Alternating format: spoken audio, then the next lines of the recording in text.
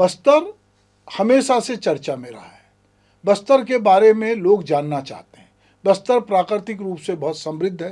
केरल से बड़ा उसका क्षेत्रफल है। उसके पास अपार खनिज संपदा है, प्राकृतिक सौंदर्य है, उसकी अपनी बोली भाषा है, उसका अपना दशहरा है। बहुत सारी ऐसी चीज़ें हैं जो बस्तर में हैं और सबसे बड़ा आदिवासी जनजीवन है।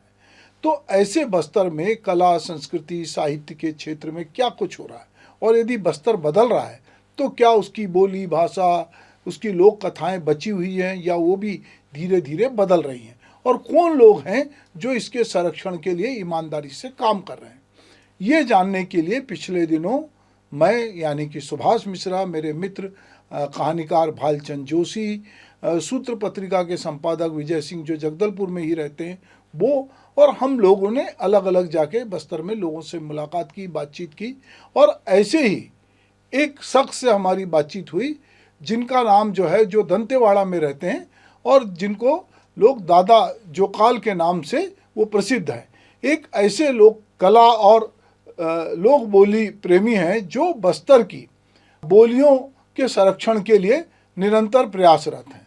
दादा जोकाल जो हैं ऐसे व्यक्ति हैं जो पिछली 3 पीढ़ियों से बस्तर में हैं, और विस्मित कर देने वाली बात यह है कि उनके दादा यानी कि ग्रैंडफादर जो हैं वहाँ नौकरी के सिलसिले में अंतागढ़ से बस्तर आए, और बस्तर में जो है उनको रिटायरमेंट के बाद लगा कि यहाँ ही बस जाएं। लेकिन उन्होंने एक महत्वपूर्ण बात ये की कि अपने पोते को बस्तर की लोक बोलियाँ सीखने के लिए प्रेरित किया, और बस्तर के सबसे दूरस्थ क्षेत्र जगरगुंडा के स्कूल में पहली क्लास में दाखिला कराया। वो चाहते तो किसी कॉन्वेंट स्कूल में रायपुर, बिलासपुर कहीं भी पढ़ा सकते थे, पर उनको लोक बोली, लोक परंपराओं से प्यार था। आज से 75 साल पहले एक व्यक्ति बस्तर की लोक बोलियों के संरक्षण के लिए चिंतित था। इस बात से आज के जो बस्तर के लेखक और लोक संस्कृति के क्षेत्र में जो लोग सक्रिय हैं वो इससे सबक ले सकते हैं। उन्हें लोक से लुप्त हो रही बोलियों के बारे में गहरे दायित्व बोध के साथ सोचना होगा। और जो दादा जोकाल हैं, जिनका नाम जो है सिकंदर है बेसिकली, पर वो दादा जोकाल के नाम से जाना जाता है, और उम्र के इस पड़ाव में जब वो रिटायर्ड भी हो चुके हैं, 71 साल की उनकी उम्र है, पर वो जिस सक्रियता से लगे हैं तो वो किस तरह का कामकाज कर रहे हैं, चलिए हमने उनसे बातचीत की है, तो ये बातचीत का सिलसिला हम आपके साथ साझा करते हैं। तो देखिए दादा जोकाल अलग अलग मुद्दों पर क्या कुछ कह रहे हैं। तो बहुत गर्व से होता है क्योंकि कई बार उसके साथ मुकद्दर का सिकंदर जुड़ता है, कभी उसके साथ सिकंदर लोधी जुड़ता है, और सिकंदर हमारे यहाँ जो है वो एक बड़े हौसले का नाम है। पर एक आदमी का नाम है सिकंदर, पर उसकी पहचान जो है दादा जोकाल के रूप में होती है। तो ऐसा क्या हुआ कि इतना खूबसूरत नाम सिकंदर था? वो सिकंदर नाम तो है क्योंकि आपकी अंक सूची में और तमाम था, पर वो नाम दादा जोकाल कैसे पड़ा, तो ये हम जानना चाहते हैं आपसे। जी, दरअसल मैं साहित्य का सृजन करता रहा। बचपन से मैं सलीम साजिद साहब के सानिध्य में आया। उन्होंने मुझे गीत, कविताएं लिखने की जो शिक्षा दी, तरकीब बताया, तरीका बताया उन्होंने, उनके साथ मैं काम किया। उसके बाद मैं मूलतः तो मैं गोंडी में लिखता, क्योंकि मेरी दादा की एक ख्वाहिश थी कि वे क्षेत्रीय भाषाओं में मुझे लिखने के लिए प्रेरित करते रहे। उसीलिए मुझे जगरगुंडा जैसे स्थान में शिक्षा दीक्षा दी वहाँ, तो वो मेरे लिए बहुत बड़ी उपलब्धि रही, क्योंकि मैंने तेलुगु, गोंडी, हल्बी, तेलुगु, दोरली, ये विभिन्न भाषाएं सीखी। क्योंकि मैं हिंदी और उर्दू, हिंदी तो मैं पढ़ता ही था और उर्दू मुझे विरासत में मिली थी। मेरे वालिद साहब चूंकि एमए थे, बहुत बड़े ज्ञानता थे उर्दू के, तो वहाँ से मिली। मगर क्षेत्रीय भाषा मैंने जगरगुंडा में सीखी, वो मेरे लिए बहुत उपलब्धि रही। और मैं मेरे दादाजी की ख्वाहिश अनुसार मैं गोंडी में ही लिखता था, गोंडी, हल्बी और दोरली में लिखता था, क्योंकि ये भाषा दोरली भी अब विलुप्त की कगार पे है, दोरली भाषा। तो मैं खासकर गोंडी में लिखता था। और मैं मेरी दादी की लोरी से ही मैंने गीत लिखना आरंभ किया, जो आज तक चल रहा है, निरंतर चल रहा है। तो मैं मूलतः गोंडी से लिखता था, तो मेरी सरिता, मुक्ता के लिए भी लिखता था, मैं गोंडी में लिखता था, उर्दू के लिखता था, हिंदी भी लिखता था। किंतु ज्यादातर रचना मैं गोंडी में लिखता था और दोरली में लिखता था। तो मैं सिकंदर खान के नाम से ही लिखता था। तो एक पुष्पाड़ा बोल के गांव है, कहाँ दोरनापाल से जगरगुंडा जाते हैं उसी रास्ते में, आगे दोरनापाल के आगे पोलमपल्ली है, पोलमपल्ली के आगे काकरलंका, उसके बाद पुष्पाड़ा गांव है। वहां मेरा ही एक कार्यक्रम हो रहा था पेट्रोमैक्स के उजाले में।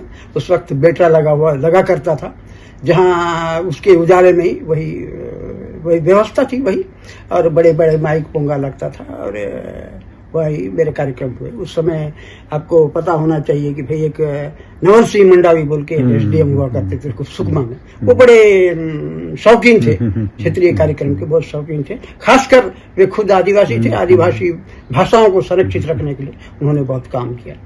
वो मेरी बहुत कदर करते थे कि मैं उनकी भाषा में लिखता था, तो ये बहुत अच्छी बात थी। तो उन्होंने पूरी व्यवस्था की थी उस वाला गाँव में। वहाँ मेरा कार्यक्रम गोंडी में हुआ था, गोंडी और दोरली में। मेरे गीत मेरे ही लिखे गीत थे, नाटक मेरी ही लिखी हुई थी, और छोटे छोटे प्रहसन थे, ये मेरे ही लिखे हुए थे।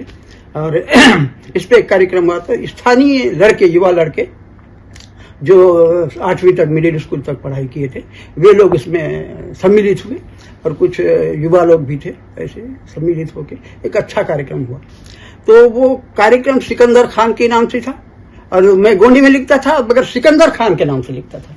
तो मेरे उस्ताद सलीम साजिद साहब थे, वे बोले, यार भाई साहब, आप इनके लिए लिखते हो, सिकंदर खान के लिए लिखते हैं क्या, ये आपका नाम का ठीक उच्चारण कर सकते हैं क्या?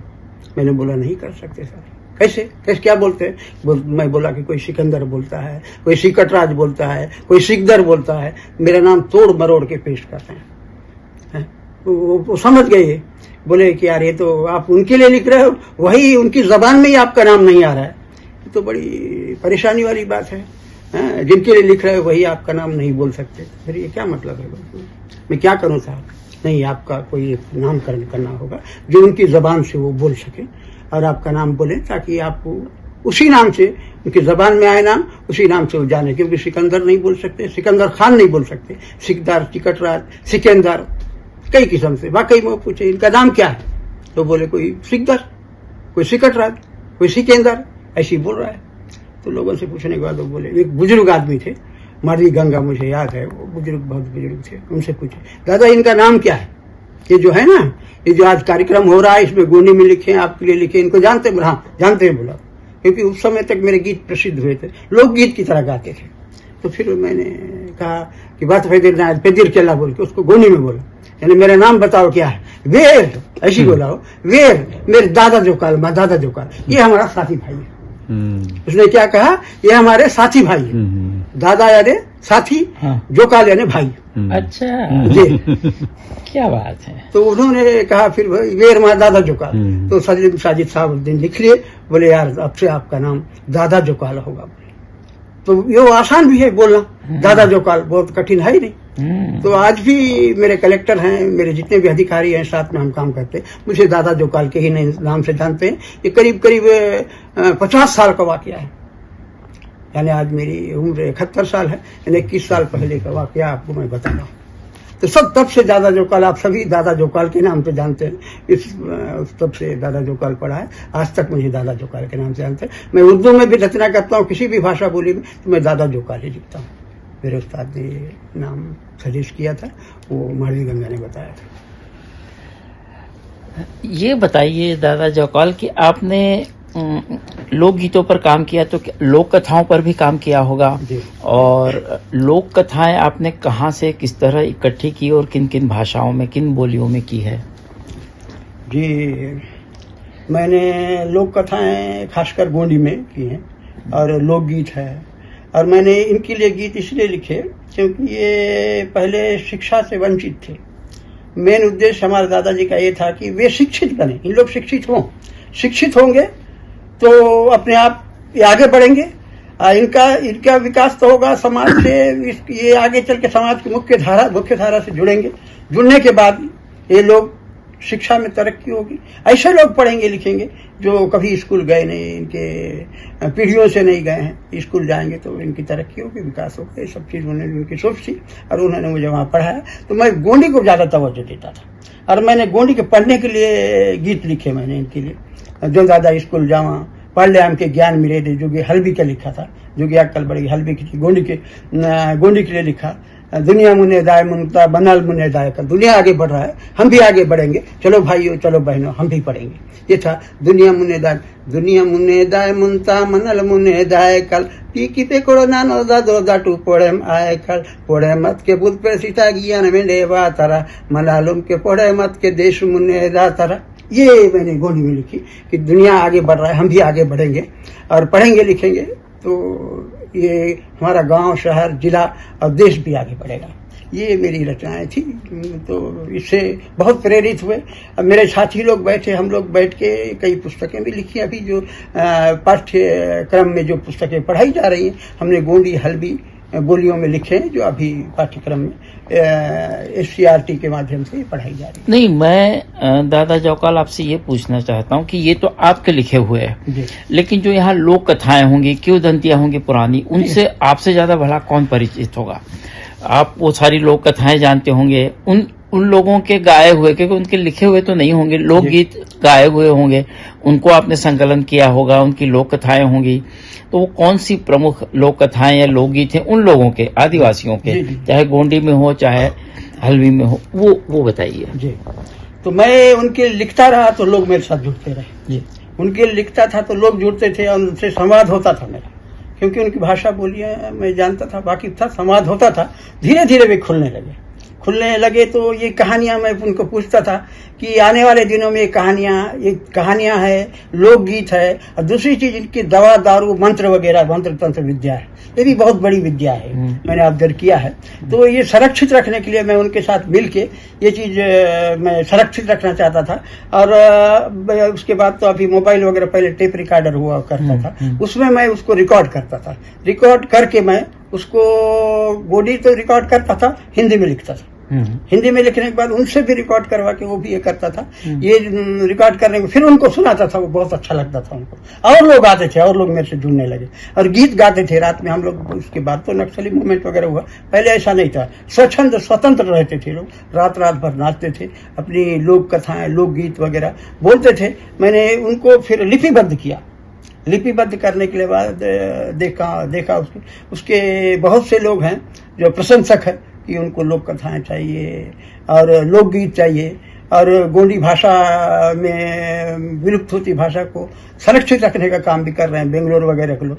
मगर कई लोग ऐसे थे कि वे लोग मेरा इन सब बोली भाषाओं के गीतों का और अन्य चीजों का फायदा उठाना चाहते थे। वे मेरे के औने पौने दामों में मांगने लगे, तो मैं किसी को नहीं दिया। आज तक मैंने रखा है, सभी चीज रखा है, संरक्षित करके रखा है। मैं क्यों दूं भाई? औने पर मैं बोले एक पेज का हम 500 रुपए देंगे, फला चीज दीजिए, जगह चीज दीजिए, ये कहानी दीजिए, ये सब चीजें मैंने रखी हैं, सुरक्षित करके रखी है। इनको मैं एक पुस्तक का रूप दूंगा, मैं बनाना चाहता हूँ, ये सुरक्षित रहे, आगे वाली पीढ़ी के लिए काम आए ये, और लोग भी देखें, दुनिया भी देखे, भारत के लोग भी देखें ये क्या क्या चीजें हैं इनके पास। अमूल्य संपत्ति है इनके पास, अमूल्य साहित्य है, वाचिक साहित्य है, लिखित तो नहीं, वाचिक है, वाचिक को लिपिबद्ध कर रहा हूं मैं।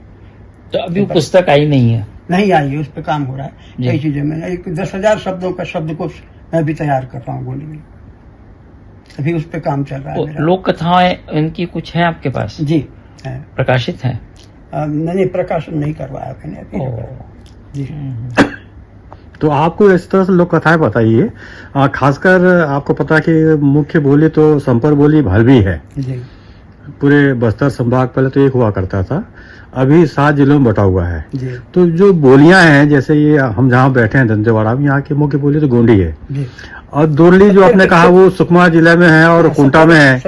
तो साउथ का जो आंध्र प्रदेश का असर बोलियों में किस तरह दिखता है, अब बस्तर के लोग उसको किस तरह से ग्रहण करते हैं, इसमें बताइए आप। हाँ, तो ये जो बॉर्डर एरिया है, तटीय एरिया है, जैसे आंध्र प्रदेश का छत्तीसगढ़ से तटीय एरिया कोंटा है। कोंटा में क्या है, तेलुगु है। कोंटा में मैं रहा हूँ, वहां भी तो मैं रहा हूँ, तो वहाँ क्षेत्रीय भाषा गोंडी है वहाँ, मगर वो तेलुगु के मिलने की वजह से दोरली कहलाई है। और वो बीच की भाषा है, जैसे हम देखते हैं कोटपाड़ और जगदलपुर, भतरी, ये ओडिया से मिलता जुलता है। तो बॉर्डर में जैसे है, कई चीजें हैं गोंडी की, कई चीज मैं आपको बताना चाहूंगा। जैसे धान को बेंजी बोलते हैं और चावल को नूका बोलते हैं, मगर वो क्षेत्र में रहने के वजह से, उस क्षेत्र में रहने की वजह से, तो मूल जो है सभी जगह की भाषा बोली गोंडी की एक ही है। वेंजी को वेंजी, नूका को नूका, ये सब बोलते हैं। मगर कुछ चीजें बदल गई, मानव बाद में उपयोग उपभोग में लाए। जैसे पाउडर लगाना शुरू किए, स्नो लगाना शुरू किया, आईना बाद में उपयोग में आया होगा। आईना को तटीय इलाके में आंध्र प्रदेश के बॉर्डर पे अद्दम बोलते हैं।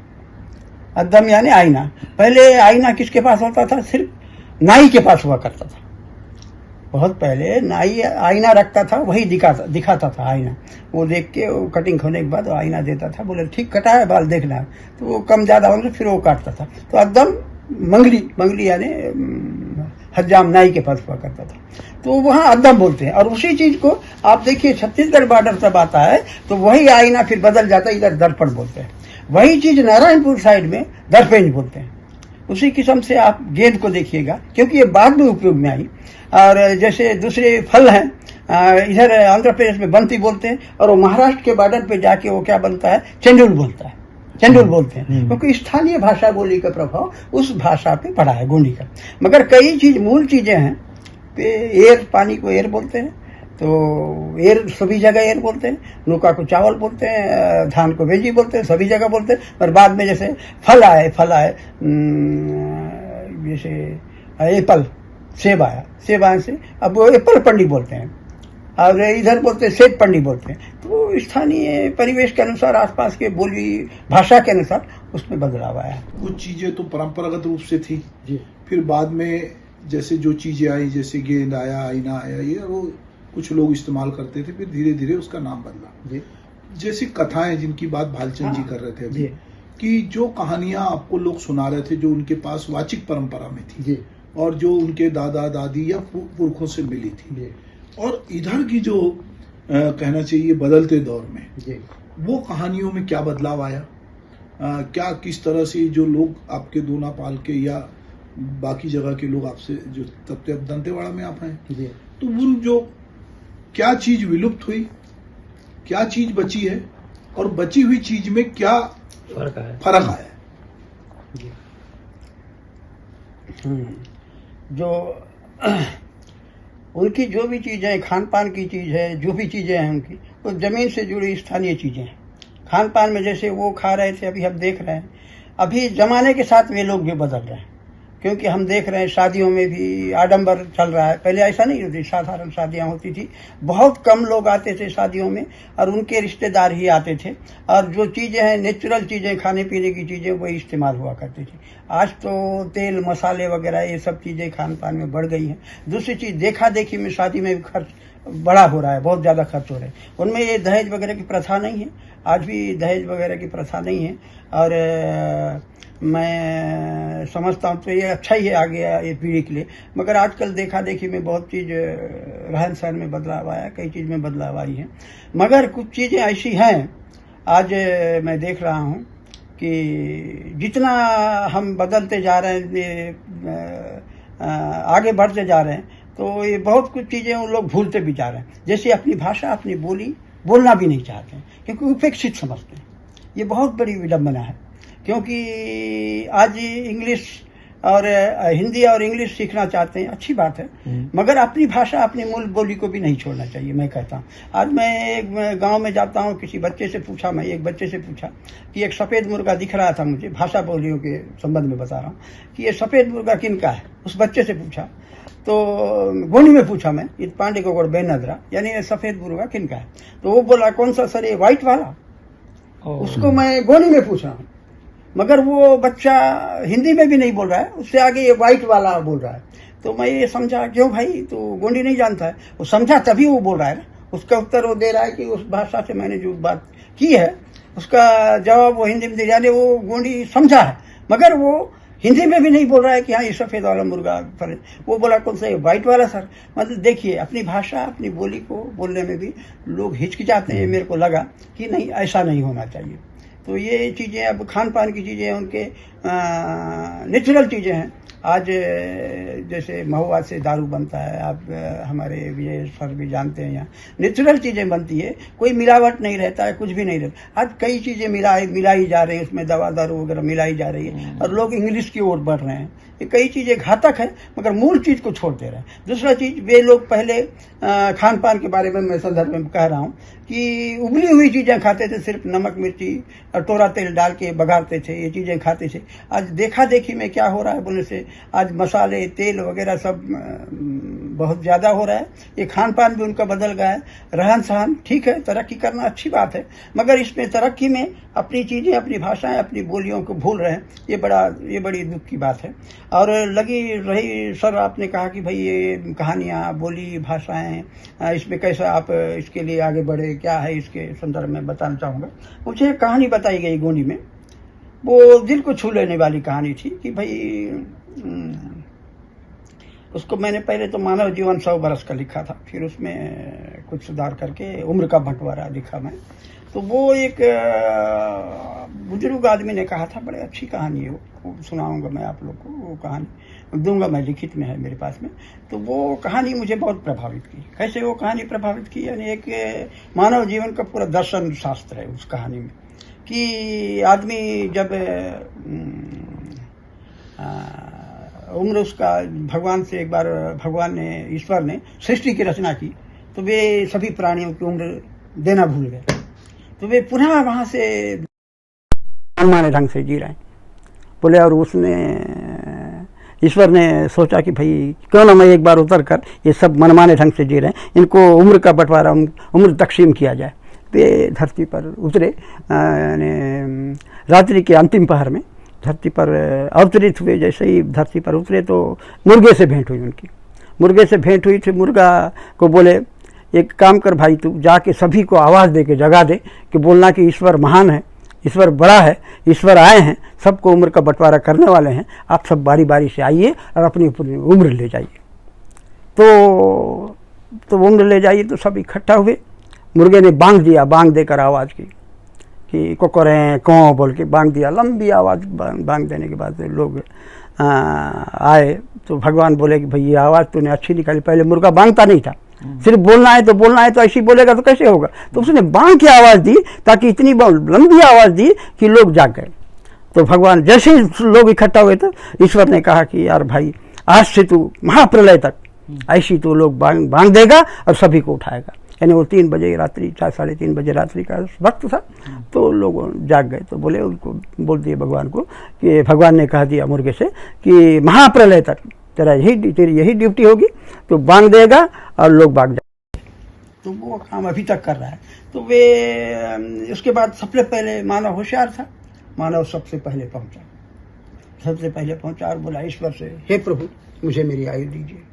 तो जैसे ही ईश्वर आया, हाथ जोड़कर बोलने लगे, तो ईश्वर ने कहा, ले बंदे तू क्या नाम लगे, 40 बरस ले। 40 बरस उनको दे दिया गया। तो इस मानव ने कहा, हे प्रभु मुझे 40 बरस क्या होगा, क्यों? बोले नहीं, 20 वर्ष में तो मैं युवा होता हूँ, किसी कन्या से मेरा रिश्ता होता है, उसके साथ संपर्क होता है, फिर मेरे बच्चे होंगे, मैं और 20 साल जीऊँगा तो मैं 40 साल में ख़त्म हो जाऊँगा। तो मैं क्या देखूँगा, दुनिया को देखूँगा कहाँ, पोते पोतियों को क्या देख पाऊँगा मैं, आगे का इतना कम आयु मुझे क्यों बोलेगा। एक काम कर, तू बैठ जा, तू बैठ जा, आगे किसी की आयु बचती है तो तुझे दी जाएगी। तो वो फिर बैठ गया किनारे। इसके बाद दूसरे नंबर पे कुत्ता आया। कुत्ता दुम हिलाते हिलाते आया ईश्वर के पास, हे प्रभु मुझे मेरी आयु चाहिए। तब फिर ईश्वर ने उसे कहा कि ले तू भी 40 बरस ले। ईश्वर ने कुत्ते को भी 40 वर्ष दे दी। कुत्ता बोला, हे प्रभु मुझे इतनी आयु क्यों, क्या हुआ?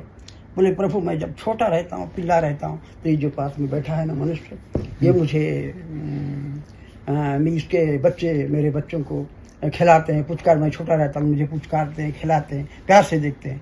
जब मैं बड़ा हो जाता हूँ, बूढ़ा हो जाता हूँ, तो एक लाठी वो, एक लाठी ये मारता है, मेरी हालत खराब करते हैं। इतनी आयु मुझे नहीं चाहिए प्रभु, मुझे 20 वर्ष काफ़ी। बोले ठीक है। तो इतना में मानव तपाक से खड़ा हो जाता है, खड़ा होकर आके बोलता है, प्रभु वो आयु मुझे दीजिए 20 वर्ष। ले एक 20 वर्ष, इसकी आयु कितनी हो गई? तो अभी और बैठा, क्यों और चाहिए? बोले हाँ और चाहिए प्रभु। बोले फिर बैठ जा। हाँ नहीं सर, मैं गलत बोल रहा हूँ, मैं इधर बैठ गया, सॉरी। इसको दूसरे नंबर पे बैल आता है, तीसरे नंबर पे कुत्ता आता है, दूसरे नंबर पे बैल आता है। दूसरे नंबर पे बैल आया था, दूसरे नंबर पे बैल आया, इसको कैसे करेंगे, कट करके ये करेंगे, कर लें। हाँ। दूसरे नंबर पे बैल आया, बैल आने के बाद बोलता है प्रभु मुझे मेरी आयु चाहिए, तो बैल को भी ईश्वर ने 40 बरस दे दिए। तो बैल कहता है कि प्रभु इतनी मुझे नहीं चाहिए। बोले क्यों?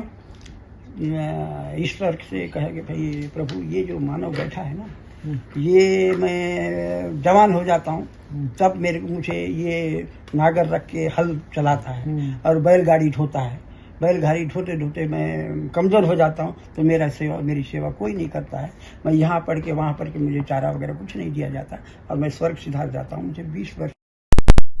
तब फिर वो 20 बरस मानव ले लेता है, उसकी उम्र 60 वर्ष हो जाती है। 60 वर्ष होने के बाद तीसरा नंबर पे कुत्ते की कहानी मैंने कहा, तो 80 वर्ष हो जाते हैं, समझ गए सर। 40 उसके, 20 बैल के, 20 कुत्ते की, 40 वर्ष हो जाते हैं। फिर उसके बाद तीसरे नंबर पे वो आता है, कौन है, चौथे नंबर पे उल्लू आता है।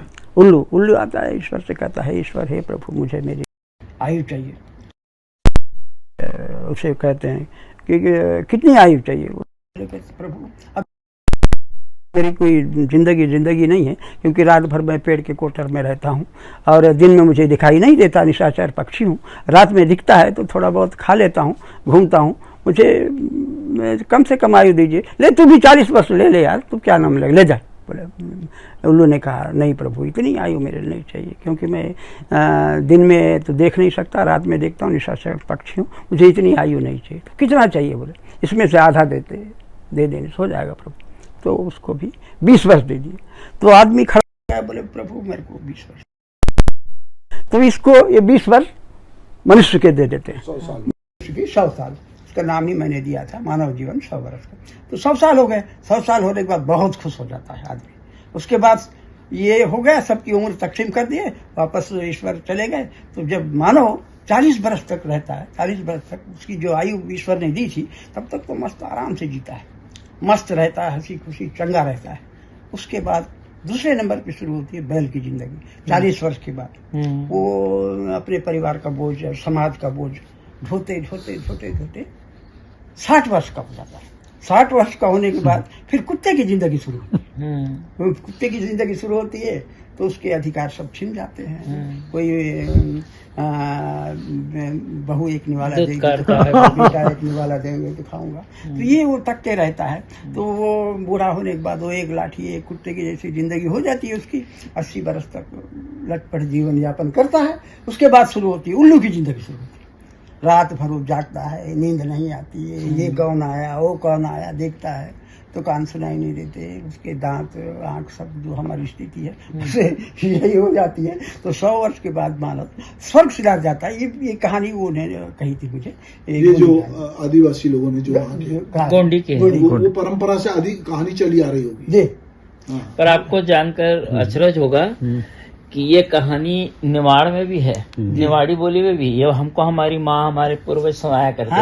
हाँ। और ये मालवी में भी है। मतलब बोलियों में इस तरह की लोक कथाओं का बड़ा आवाजाही रही है। इसका मतलब आदान प्रदान। हाँ, ये लोक कथा में इससे मैं उस वक्त जब बचपन में सुनाया गया तो मैं बहुत प्रभावित हुई। इस कहानी को लिखा कई जगह भी, इसके लिए मेरे पास ऑफर भी आया है और ये कहानी बहुत पसंद की गई। अच्छा, ऐसी और कोई कहानी जो जैसे अभी भालचंद जी कह रहे थे कि निमाड़ में भी उसी तरह की कहानी। अच्छा, देश के बाहर भी हम आदिवासी जीवन के बारे में पढ़ते हैं। तो रूस में ऐसी कई लोक कथाएं हैं जो हमारे यहाँ पर है।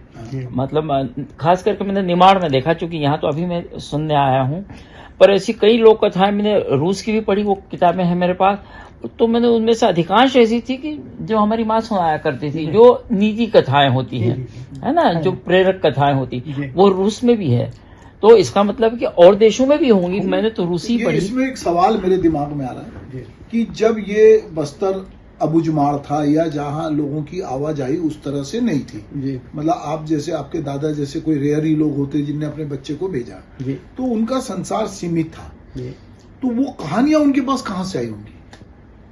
वो पुराने वाचिक कहानियां बोला। नहीं मतलब कैसे ये। भाई, अगर वो उनकी मतलब दूसरी संस्कृति से उनका मेल मिलाप नहीं हुआ, तो ये कहानियां उन तक पहुंची कैसे? जैसे ये कहानी निमाड़ में भी है, रूस में भी है, और आदिवासी जनजीवन में है। और हम बहुत जगह जब आदिवासी जनजीवन के बारे में पढ़ते हैं, लिखते हैं, तो हम ये देखते हैं कि पूरी दुनिया में चीजें एक दूसरे से मिलती हैं। तो वो कैसे आपको लगता है कि कैसे हुआ होगा? ये संपर्क, मैं सोचता हूँ संपर्क का इनका जरिए एक बाजार हुआ करता था, अभी भी है, मगर उस जमाने में मैं जब बचपन में छोटा था तो लोग बाजारों में मिलते थे।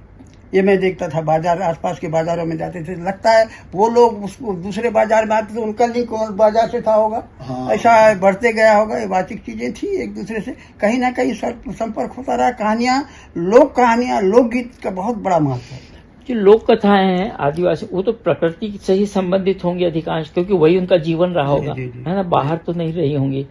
क्योंकि मैंने लोक कथाओं की बहुत सारी किताबें पढ़ी हैं, वो आदिवासियों की भी पढ़ी हैं, झाबुआ में बरसों रहा उनके साथ। तो उनकी लोक कथाओं में भी जंगल है, प्रकृति है, नदी है, पेड़ है, पहाड़ है, इसी तरह की चीजें हैं। यहाँ भी ऐसा ही है क्या? ऐसा ही है, बिल्कुल ऐसा ही। हर जगह प्रकृति ने सभी जगह सभी चीजें उपलब्ध कराई हैं मानव के नहीं, वो लिए। संपर्क में उन्हीं के रहे ना। हाँ। तो वहीं से कहानियां का जन्म हो, बाहर की दुनिया से वो वाकिफ थे ही नहीं, उनका कोई परिचय नहीं था उससे। तो मगर कहीं ना कहीं तो लिंक था होगा सर, ऐसा बात नहीं है ऐसा। तो दोस्तों, आपने देखा कि दादा जोकाल किस तरह से बस्तर की लोक बोली, लोक परंपराओं को बचाने में लगे हैं। और इसमें कहीं ना कहीं मैं उनके दादाजी के बारे में सोचता हूं कि वो कितने दूरदर्शी थे कि उनको लगा कि मैं अपने पोते को ऐसे स्कूल में पढ़ाऊं। जो तो कहने को बस्तर में बहुत सारे लोग हैं, मैं लाला जगदलपुरी का नाम ले सकता हूं, मैं वैष्णव जी का नाम, हरिहर वैष्णव का नाम ले सकता हूं, दादा जोकाल का, बहुत सारे लोग हैं जो आदिवासी तो नहीं है, पर ये उतने ही आदिवासी हैं क्योंकि वहीं पैदा हुए हैं, वहीं आदिवासियों की बोली, भाषा, संस्कारों से इतने रच बच गए हैं कि जब तक हम उनके बारे में बात ना करें तो हमको ये पता नहीं चलता कि वो इनसे अलग हैं। तो बस्तर को यदि जानना है तो आपको हरिहर वैष्णव के पास जाना पड़ेगा, लाला जगदलपुरी की किताबों के पास जाना पड़ेगा, उनके भाई जो हरिहर वैष्णव के भाई हैं उनकी चित्रों को समझना पड़ेगा, और दादा जोकाल के पास जाना पड़ेगा। ऐसे बहुत सारे लोग हैं बस्तर में जो लगातार बस्तर में बोली भाषा के लिए जिन्होंने काम किया, बस्तर के साहित्य संरक्षण के लिए काम किया। इनकी एक लंबी फहरिस्त है, पर यदि आप बस्तर को वाकई जानना चाहते हैं, वहाँ की लोक कथाओं से, लोक गाथाओं से, लोकगीत से, लोक परंपरा से वाकिफ होना चाहते हैं, तो थोड़ा आपको डूब कर गहरे से चीज़ों को समझना होगा। चीज़ें बहुत विस्तृत हैं, जीवन बहुत विस्तृत है, विविधता है, पर उसको बचाना हम सबकी जिम्मेदारी है।